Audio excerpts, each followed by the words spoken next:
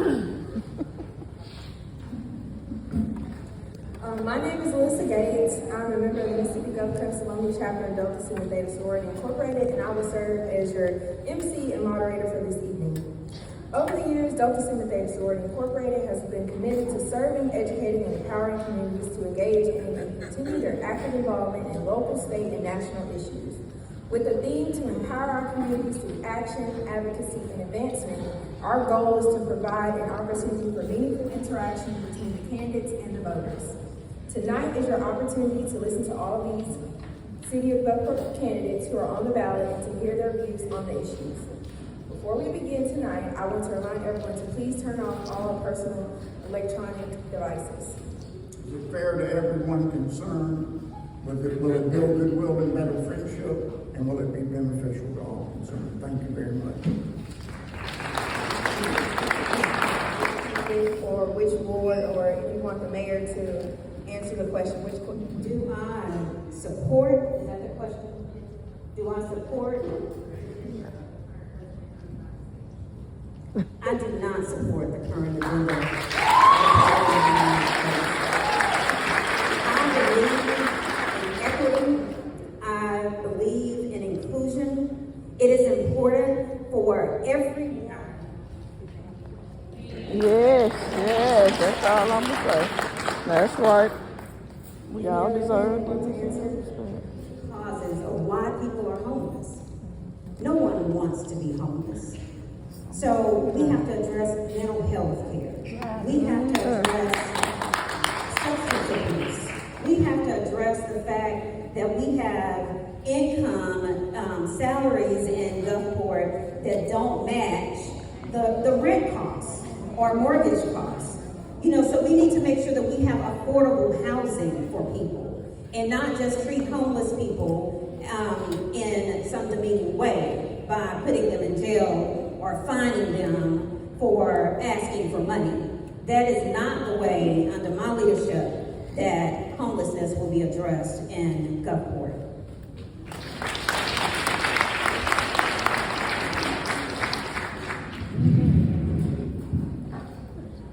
Homelessness is a regional problem, it's a state problem, it's a national problem, it's a local problem. It is a difficult problem to resolve. There is no easy answer.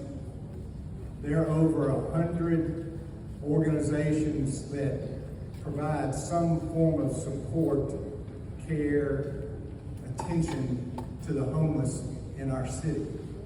The homeless in our city is becoming an epidemic, unfortunately, and my opponent is right in that most people don't want to be homeless, but there are some who just don't want the services.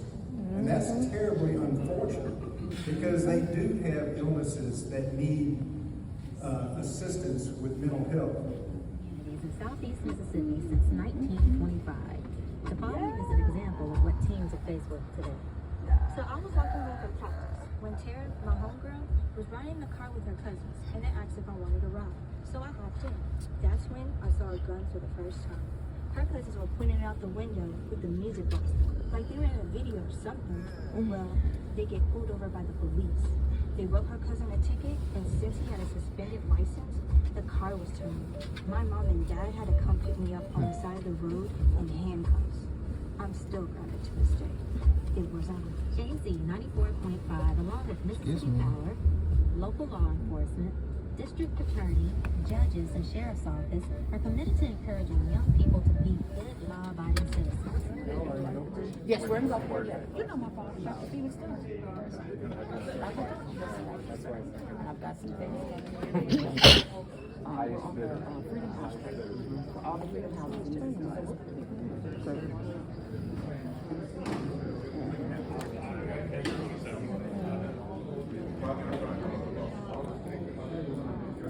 Okay, so they're right. No, I'm saying they just trying to do something over here by your own station.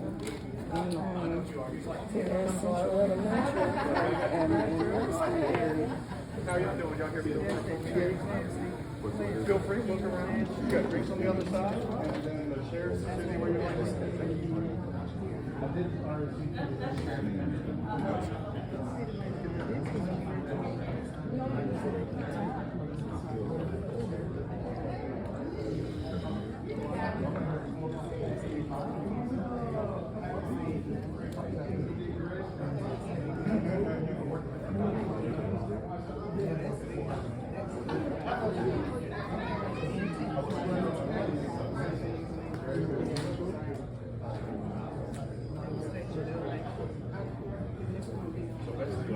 Ma'am?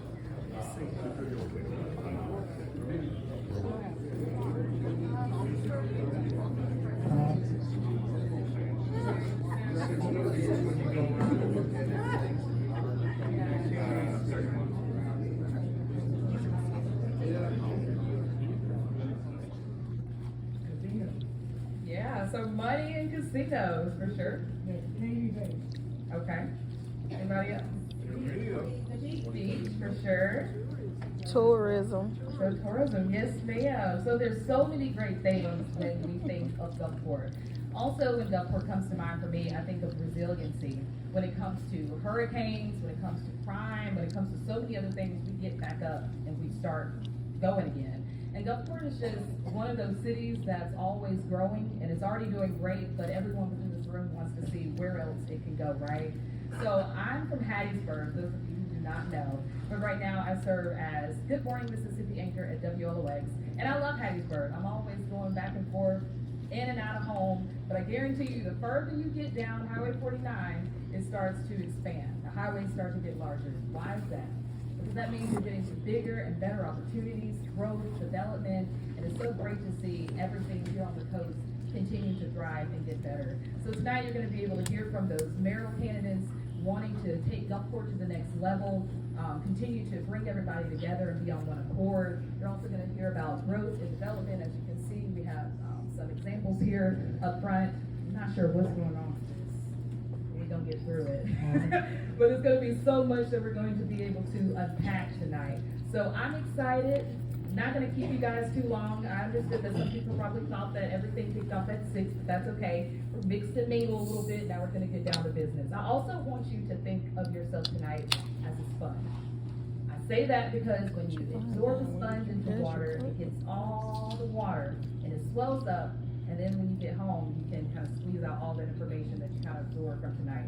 It may be corny, but I guarantee you, you're probably going to need all the information that you're going to soak up tonight when you head to the polls next month, and ultimately when you want to start that next business, or when you want to have someone come and help you, maybe get a loan if you're getting denied. There's so many things that you can do here tonight. Also network, so if you got some business cards, maybe you share your number, your email, your social media. There's a lot of different ways to connect with people, because I guarantee you there's some great people within this room, many faces that I already know. So I won't keep you long. We will go ahead and get started. We're going to hear from a developer up first by the name of Ben Hancock. So go ahead and give him a round of applause as he makes his way up. All right, Mr. Hancock, he is representing Mississippi State University School of Architecture, and he has a lifelong passion of art, to engage with his hands, and budding fascination with ecology, to engage the mind, and continue on the calling of social betterment. So he's gonna have some information that he will want to share with you guys, and then after that, we're gonna have some Q&A for Mr. Hancock. Thanks, everyone. We've got several things in a bunch of different places, so I'll be walking back and forth.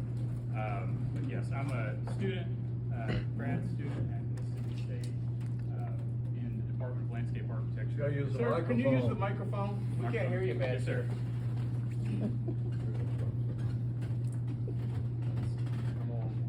Is this all right? Here? Okay. So I'm a student at Mississippi State, grad student. This is the kind of stuff you listen to. For the He's an Landscape architect Architecture and Environmental and designer. You hear me? Department. Yes. And this is my show and tell project, essentially. So what I am essentially talking about today is going to be Four Corners, which is a little section in North Gulfport. Who's heard of Four Corners? Okay, awesome. So I won't go too much into it, but essentially it's this intersection between and Arkansas, and it looks like nothing when you pass through it. It's an empty parking lot. It's a gravel pad, or it's a concrete pad, and people don't.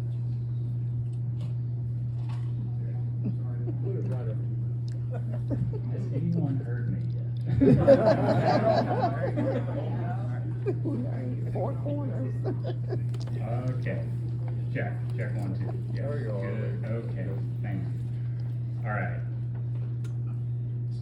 Okay, 4 corners. It's a lovely intersection. Okay, in between, so it's up in North Gulfport. And it's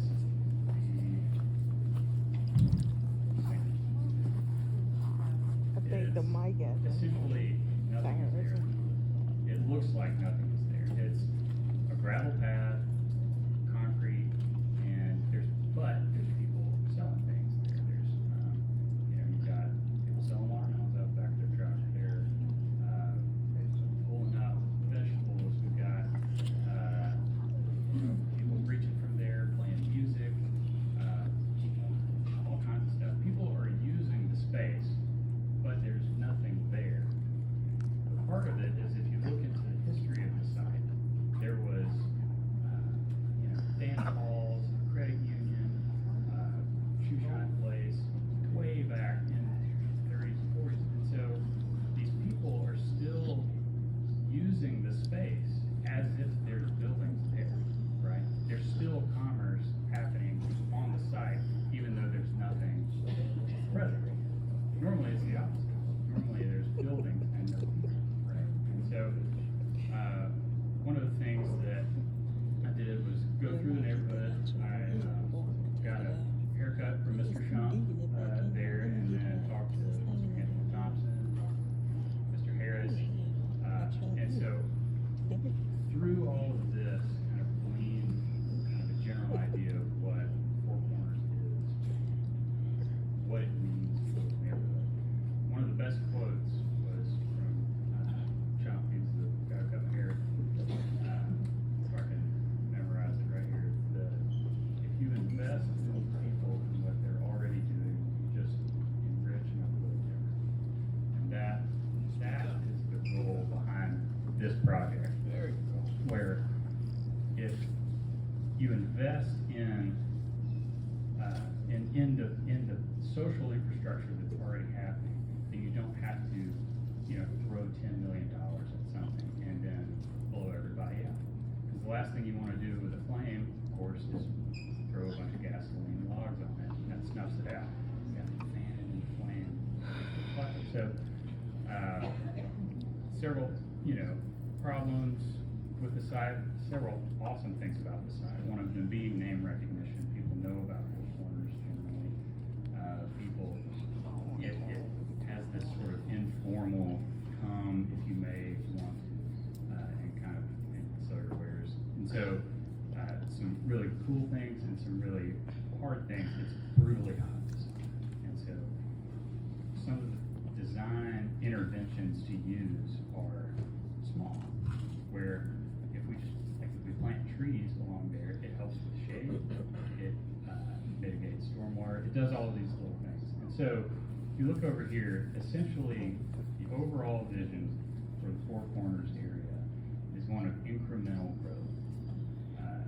Chapter 1, I like to call it, and have it over here on the model. It's a date on the calendar where people can bring, it's essentially a market where people can bring, their blueberry pies and their grills and meat, do what they're already doing all at once. And so, and then, with flyers and things, every second Tuesday, there's a Four Corners cookout. Well, eventually that becomes a moneymaker for people. And so you've got, you start these little design interventions as well, like painting the street, doing crosswalks, curb extensions, plant troughs, and these market tents. And then eventually that begins to grow in investment where the tents start becoming trailers, food trucks, and instead of markets on the weekends, you have a market open all summer.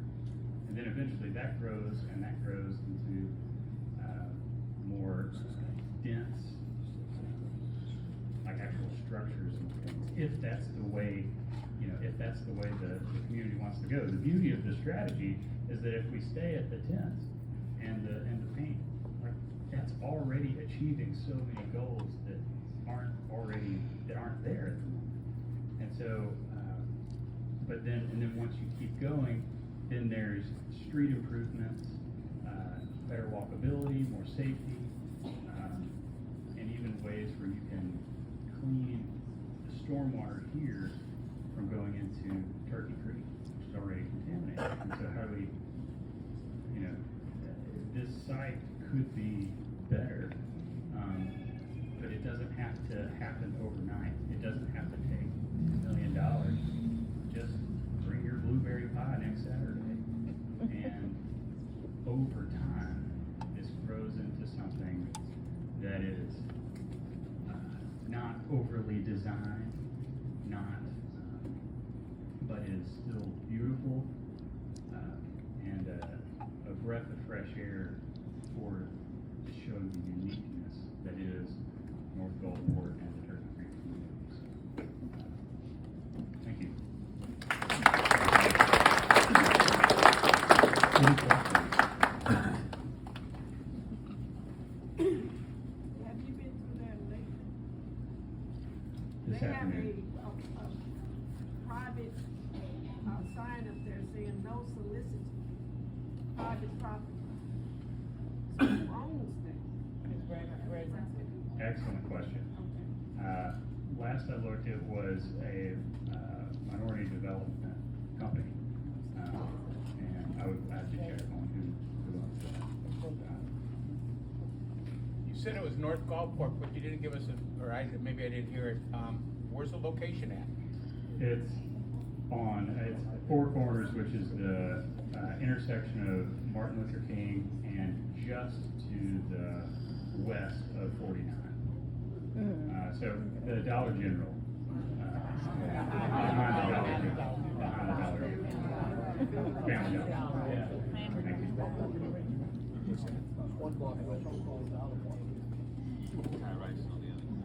I got a quick question. Excuse me. Hey, one more question. So, I think it's a great idea. I think it's a beautiful opportunity for the community to grow. So when you talk about putting new things in, you gotta talk about the mindset of the people, right?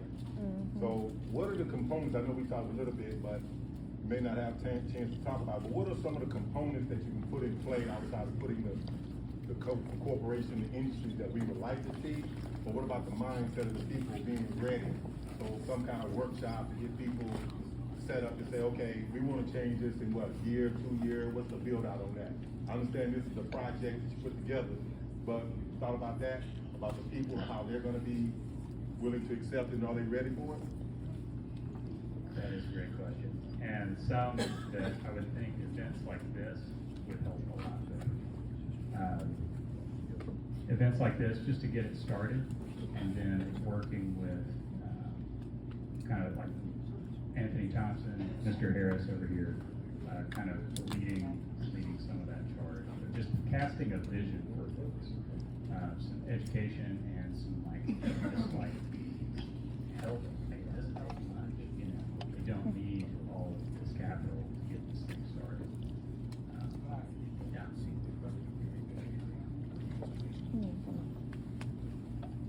Thank you, Mr. Hancock, and thanks for those questions, and thank you for those answers.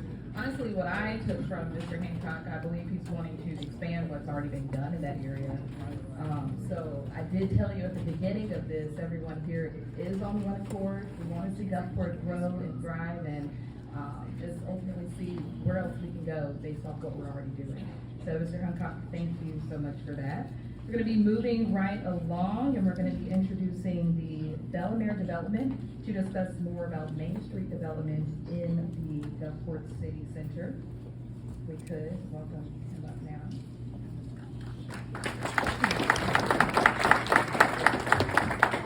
So starting as a family office back in 2011, Bellemere development, situated in Ridgeland, Mississippi, has grown to become a comprehensive boutique firm specializing in investment management and investment services for accredited investors seeking real estate returns.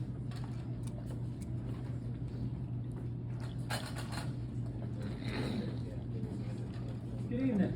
Good evening. How's everybody doing?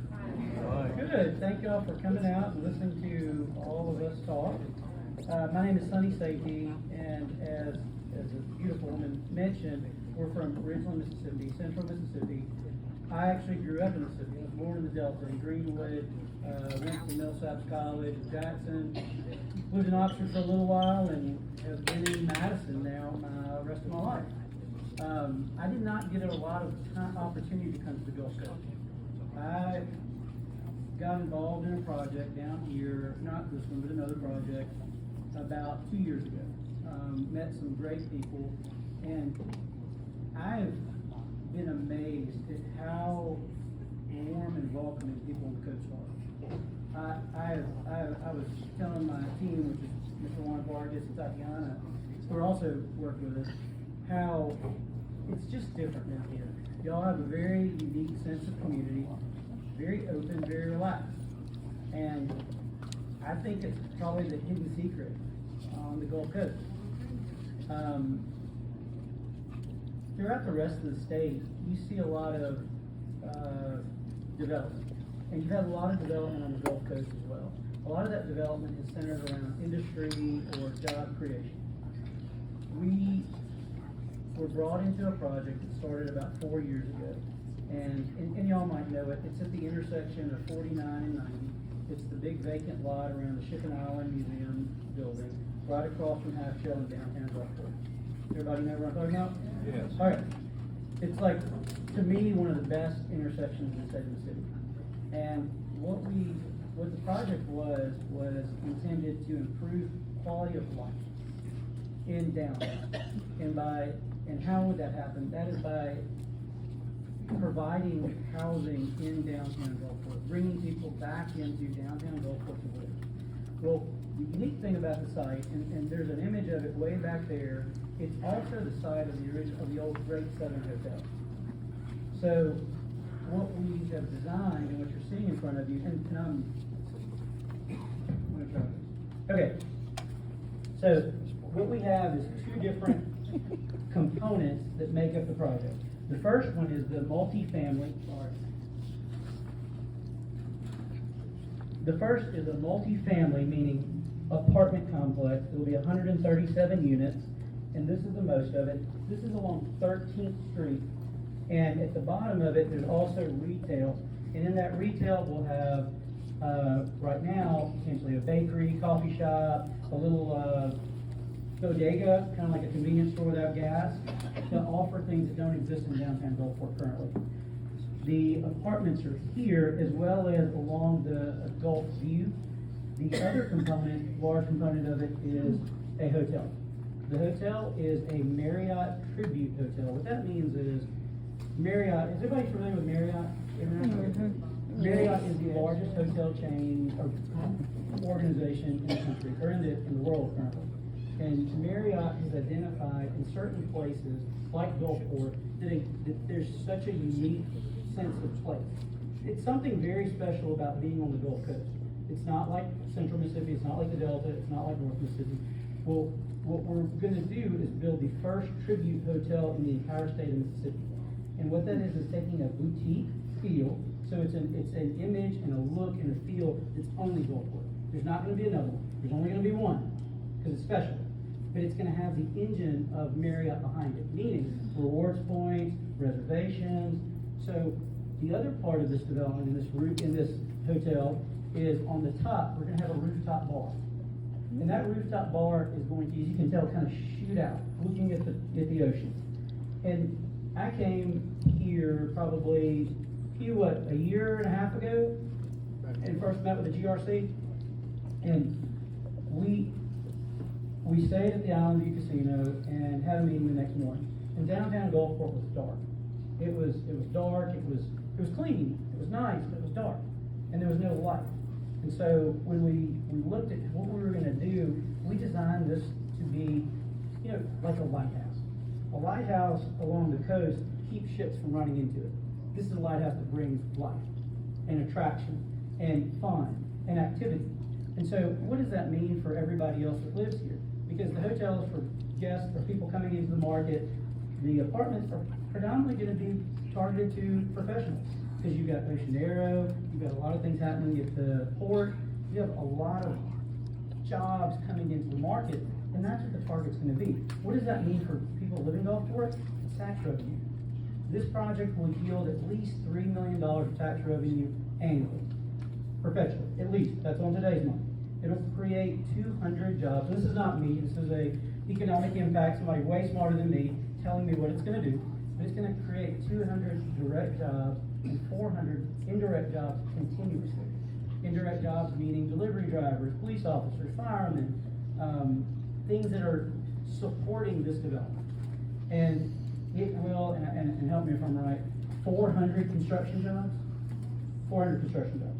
And to be clear, I am from Mississippi, our architects are from Mississippi, our engineers are from Mississippi, our lenders are from Mississippi.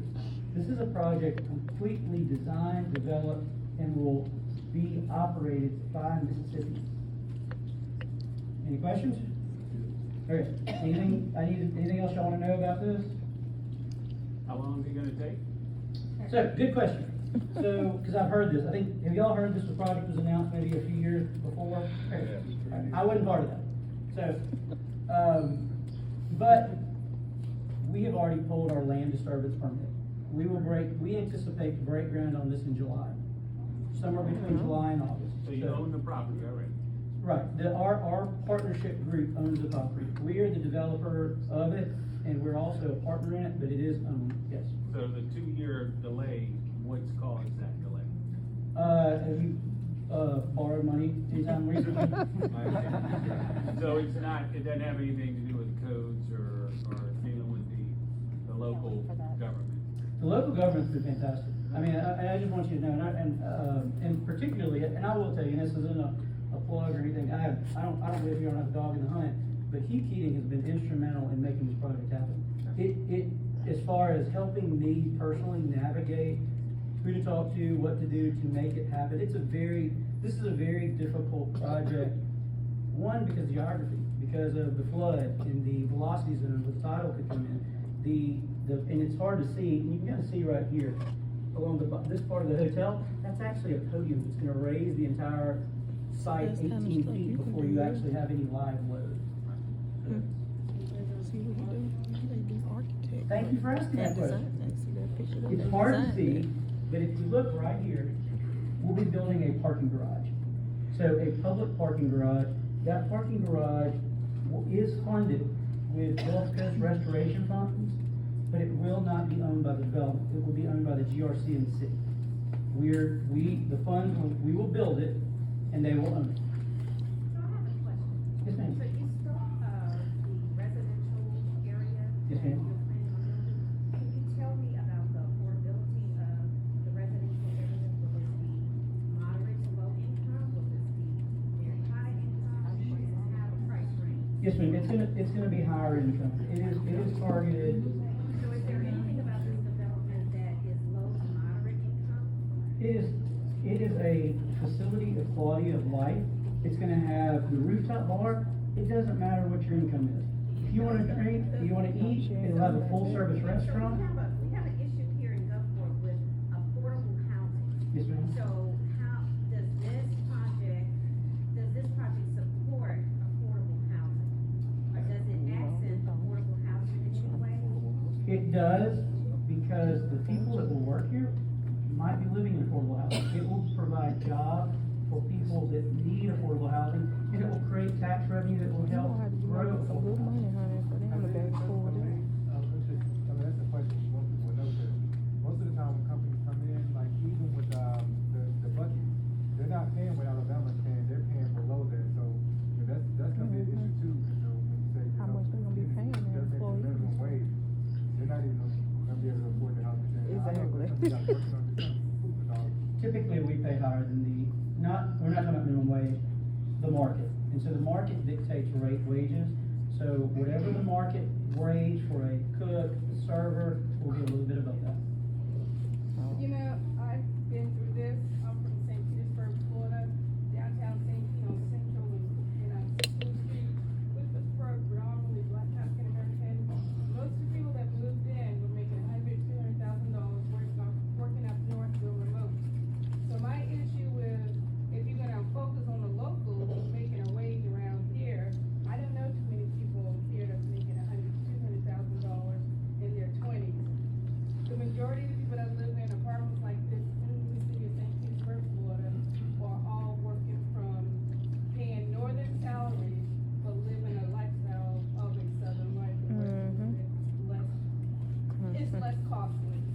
ma'am. So I concur with her about having affordable housing, as well as, if we can improve that, as well as a livable wage. The people here are not making it down a livable wage. Yes, The ma'am. cost of li- And if we just say you can live it higher than $8, $3/4 of $8. Depends on what the position is, to be honest. So we can get into that, but let me answer your question. You know, that's okay, but Sure. these are things that are very important to the locals who still live here. We Absolutely. definitely don't wanna get into this place. Our general starting wage, if the wage around here is 8 or 10. To give you an answer, if 8 is kind of the beginning, we start at 10. That just is typically, we're usually about 15 to 20%. To answer your question, the project is very complicated, it's very capital intensive, and it's privately funded. It's not, other than the garage becomes owned by the city, so to make it bankable, to make it possible, it is targeting a higher income demographic. And as far as people from the outside coming in, that means they're spending money in your community. If you're bringing people that are making $100,000+ a year, they're eating in the restaurants, they're shopping at your stores, they're providing those jobs indirectly to the community. It doesn't work as affordable, unfortunately. I would love to tell you that we could build affordable housing here. It would take so much government assistance that I think the city would be at a loss. Revert?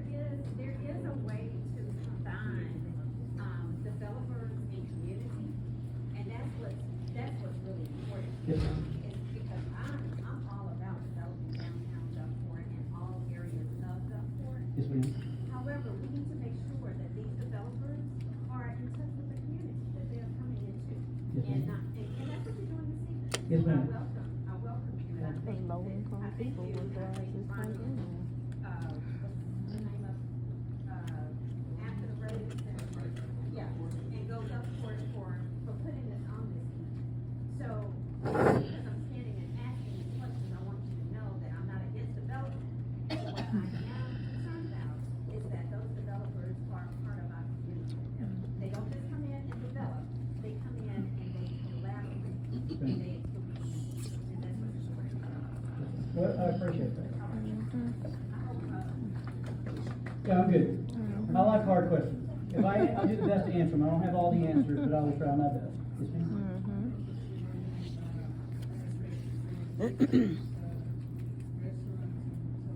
Yes, ma'am. Oh, fantastic.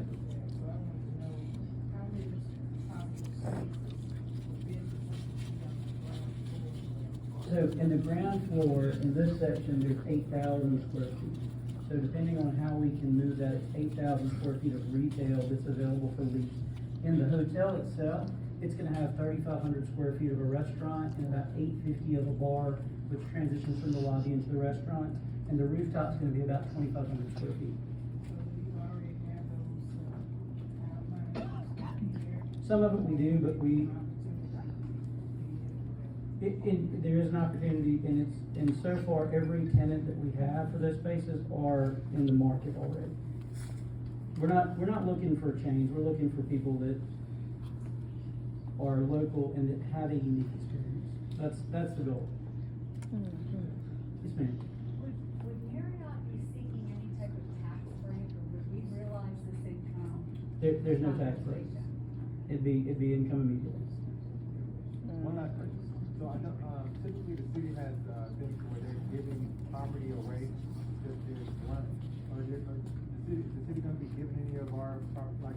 I would love it if they would, but not on this. It would've made the deal a lot easier, trust me. This was probably one of the most complicated projects to put together. And it's not about Gulfport, it is have to do with the geographic location, the flood. I mean, the 3/4 of the site is in a flood zone, so it's gonna have to be elevated. And that's either done by bringing in dirt or putting in a podium. And so it's pretty expensive. I think the podium itself for the hotel and the multifamily is somewhere around $7 to $8 million. So, and that's private money, that's not public money. I know you mentioned that the city will eventually own the parking garage. Yes, sir. And probably get revenue from that. That's a city decision. That's, yeah, but, and it's a good one. but the developer will own everything above. So the parking garage is freestanding, it's kind of mixed, it's hard to tell from here, but it's kind of mixed. The project is built sort of around it. But the developer won't make any money off of that. You know, everything that's there. Everything else will be privately owned. Will Yes. privately owned. Yes. And you said there was a $3 million a year annual tax influx into the city. Correct. Is there a break also that you get? Because there's a reason that you come. And to kind of get deeper, the partners in this deal who originally started this are still into it. They're local from Gulfport, and they really wanted to do something special for Gulfport. That's the only reason I'm involved. My organization only does projects that are transformational. And just look, this is so that I can help you understand our position. I'm an equity partner in this. My ownership is assigned to a charity. I will make no money off of this. So it is a, and look, I understand there's always, you can't touch everybody with one project. But for me personally, I wouldn't be involved with it if it wasn't transformational. I've spent enough time being transactional in my life, it's not where I want to be anymore. I have one last comment. I'm sorry to harp on the $10 an hour. However, if you have individuals that tender the $10 an hour, which is not gonna equal out so much after taxes. And $10 an hour was based on your $8 number. It's not what we would pay. Well, this is what I said I experienced in St. Petersburg, Florida.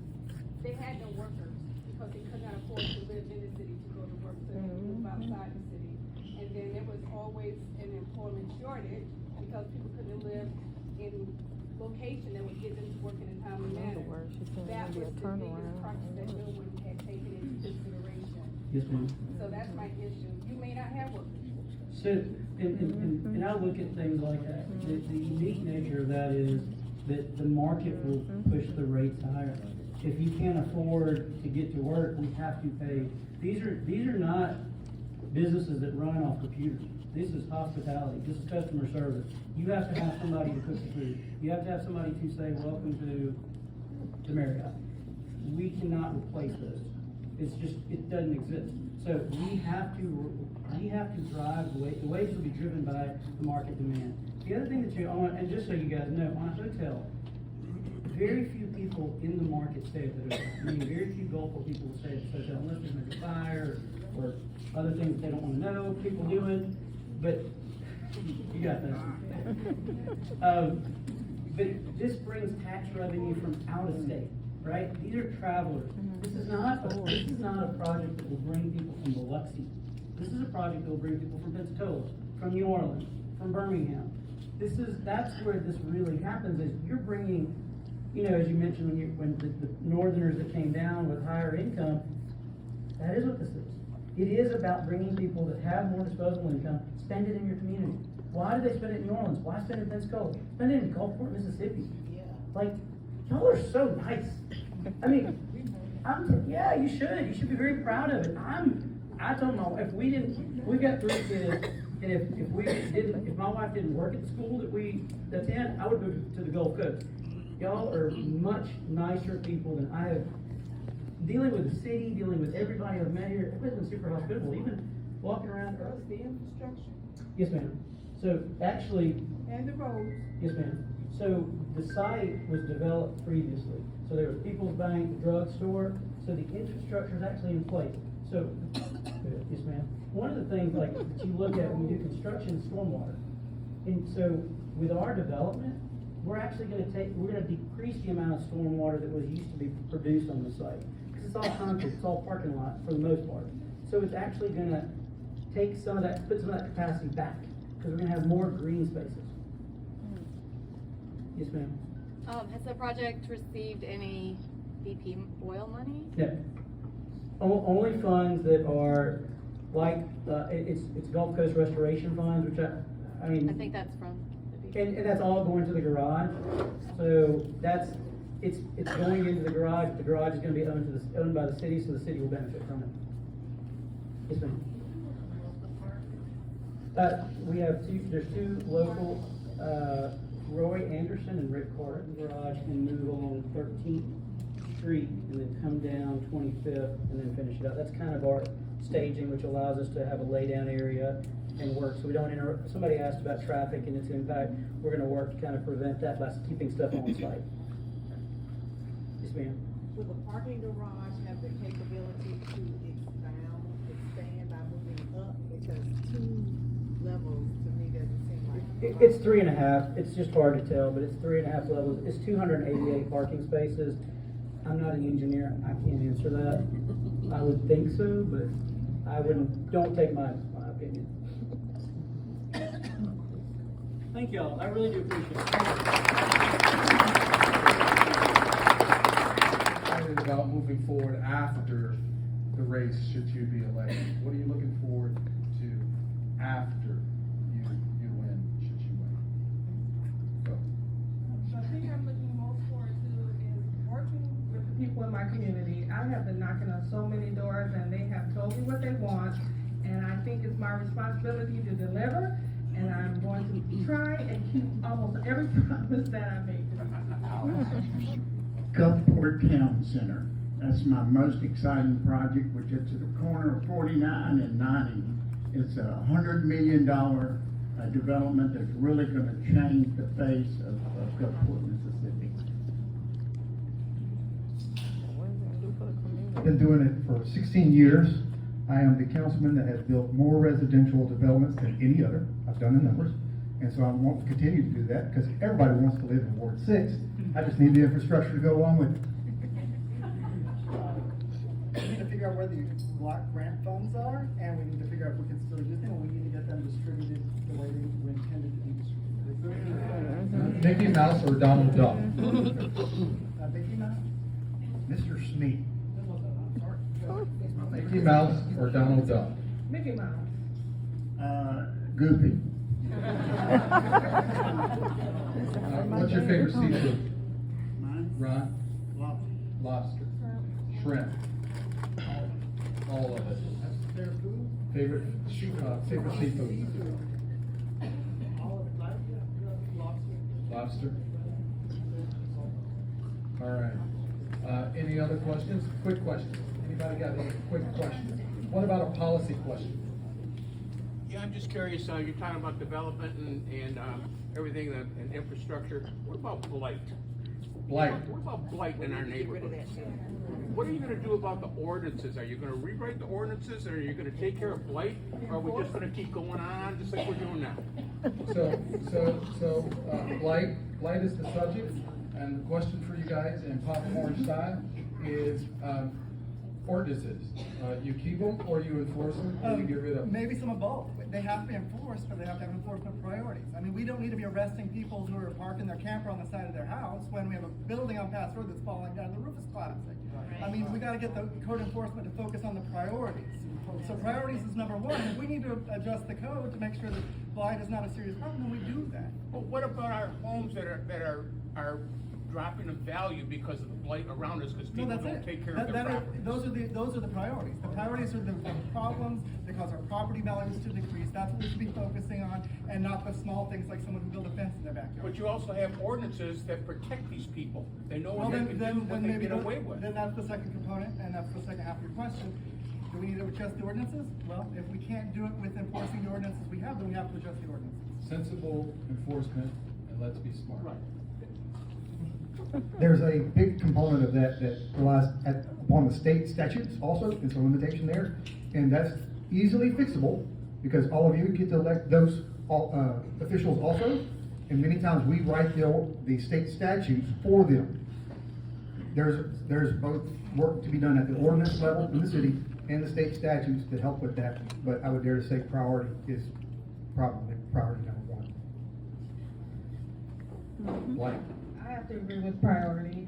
We can write all of the ordinance and put as many signs out as we want, but you have to have someone that's gonna enforce them. And we can't continue to make sure that these ordinances go out and nobody's enforcing them. So it's a catch-22. Get more police? No, that's not the answer. We have to come up with some better ideas to enforce these ordinances. You know, we have recently hired 11 new people in the code department to help with these ordinances. But he's right. You know, whenever there's a dilapidated building, sometimes the cost to tear it down, for example, is usually around $24,000 to tear down a house. And then when we get the property value does not cover even the tearing down the house. So we have a problem there. We have a problem with people calling into the code office and not getting a response like they should. Hopefully that will change, because now the code office is reporting to the police chief, which will help tremendously, I think. So to tear down a house is $24,000, right? Who owns the property? Right? Is that person paying taxes on the property? Because if they don't own the property, then the city should be able to take over the property, right? And sell it on the courthouse steps. So, right? And then we have to put a lien on the house, on the Right. property, Yeah. okay? We don't own it, okay? Now, if they stop paying, then the state can actually get the property, and then we can petition the state for the property. Right. And we could possibly sell it at fair market value at that time, but generally, it's by 3 that years of time, no taxes, right? It's 2 years. 3 years of no taxes if they don't redeem it. Right. All right? 3 years of- You know but- how yeah, it works, right? Right, yeah. 3 years of no taxes, if That's they don't right. redeem it, And then we don't get to recoup our 24,000 either, all right? So right, but you put a lien on it then, and then. if they didn't pay the taxes, they ain't paying the lien. That's what it was. Right, if they get the taxes. Second to blight, what might be the next issue in your ward you're excited about rolling up your sleeves and getting busy doing? We need to increase the budget for our police force. We have traditionally had one of the best police forces on the coast. It's been underfunded consistently by the current administration, to a point where we have 1.5 police officers per 1,000, where Biloxi has 3.2 police officers per 1,000. And that comes down to the fact that we're not putting the money and the resources into our police force. Crime is high, it's getting worse. Every day we're hearing of shootings, we're seeing, bodies in the Goldport Lake and the bayou around Ward 4. We need to focus on making this a safer city for people to live in. And I mean, when we have developers that are gonna come and put this kind of money here, we have to make sure, who wants to put that much money to build something so nice? When, I have a business just down the road from this building, and we have issues with homelessness. We have people that think that my stairs are a bathroom almost every day. So I can imagine that unless we can fix all the way around it, maybe this is a good answer, and I believe that's probably true. But we need to focus on all of it and making it better. Your friend. He wouldn't have stopped. Infrastructure. In my area, I live in Orange Grove. I represent Orange Grove, and we were annexed by the county literally 31 years ago, and there are still areas that are underserved with infrastructure. And even if we had all the water and the sewer done today, the road systems that we have are in dire need of more capacity. Thank you. Water drainage is a terrible condition in our area. There's so much water. We live close to the beach, and it's always going to be a problem, but we have to figure out how we can keep our roads from shipping, how we can keep our cars from falling into the ditches like they did last week. We have to think of ways that make our water pure so we can get off these boil notices and people can actually drink the water.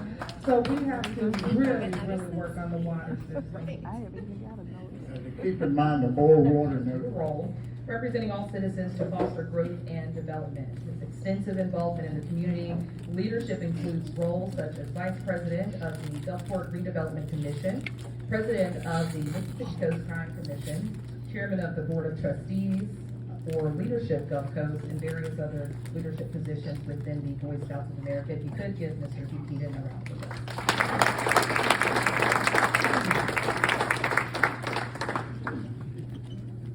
Alrighty, so first we're just gonna get each one to say their name and briefly introduce themselves. I'm gonna see if this cord reaches. Okay. Good evening, everyone. Where you want me to go first? No, Okay, I was informed this evening that there was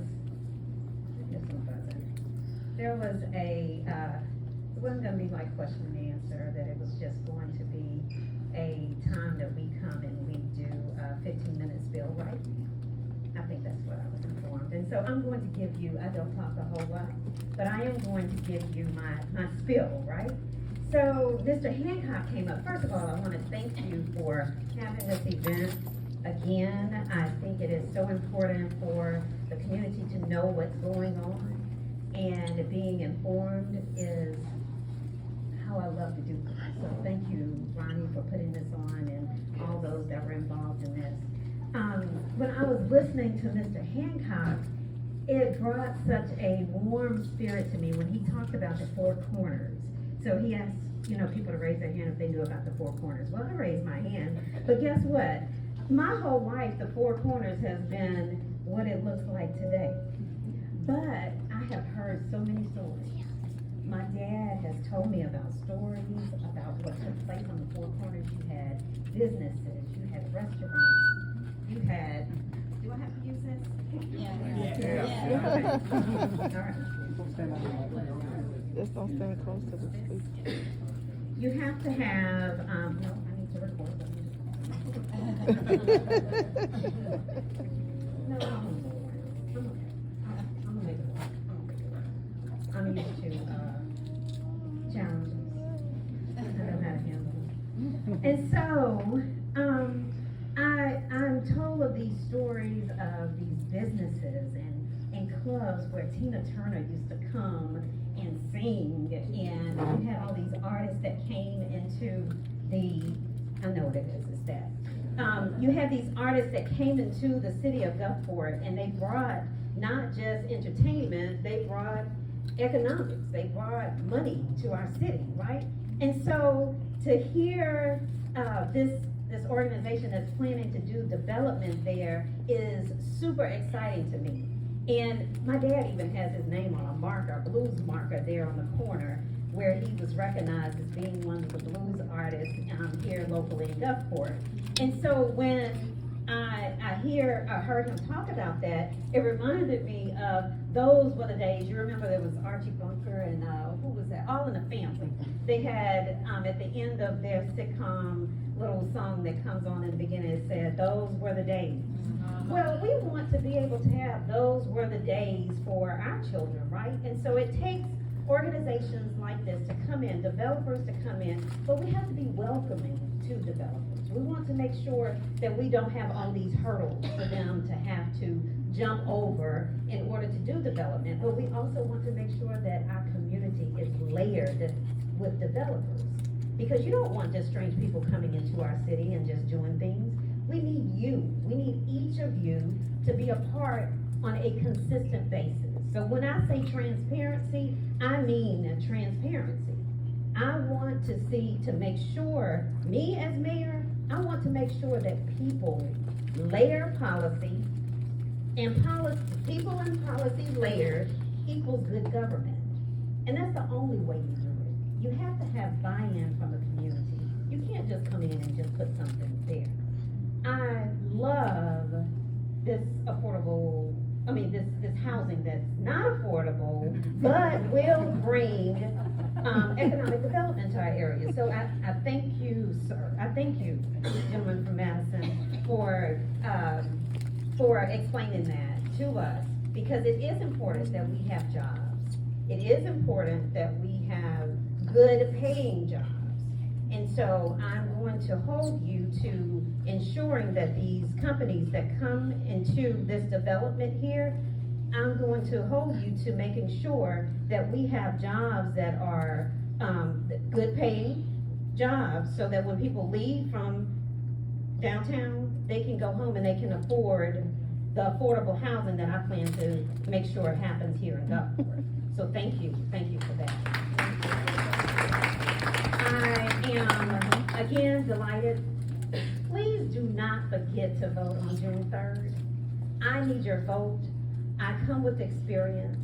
I served 10 years in the Mississippi legislature. I have brought money from the state to Gulfport on many occasions. I am for economic development. I am for civic engagement. I am more than anything for people. And I want to make sure that when we are talking about development in Gulfport, that we are talking about development through every ward, 1, 2, 3, 4, 5, 6, and 7, not just certain pockets in certain places. It is important that when I grew up, I was able to walk out my home and go down the street and there were restaurants that were owned. I grew up in West Gulfport, in Gaston Point to be exact, on Lewis Avenue. And there were restaurants. Mr. Harris had a fish place where you could go get a fish sandwich that was good. And then there was a tire shop. There was a grocery store. And I think that every neighborhood, every ward in our city should have that type of access. Not just downtown, but all across our city. We should be able to have walkable areas where we can take our family and sit down and have parks, dog parks and children parks, all over our city. And so it's important that we are electing someone and choosing to vote for someone who wants for our entire city. Not business as usual, not pet projects. That's not what you get here. You get someone that is for all people, all areas. Vote Sonia Williams Barnes, June the 3rd, or tomorrow if you need to vote absentee. The City Hall is open on tomorrow. Tomorrow is Friday, and on Saturday. Tomorrow from 8 until 5, and Saturday from 8 until 12. And then all next week, if you need to vote absentee, if you're 65 and older, you can go and vote. If you're not going to be in town, if you're going to be working on election day, you can go and vote absentee. So please remember to vote Sonia Williams Barnes, 1 Gulfport. Thank you.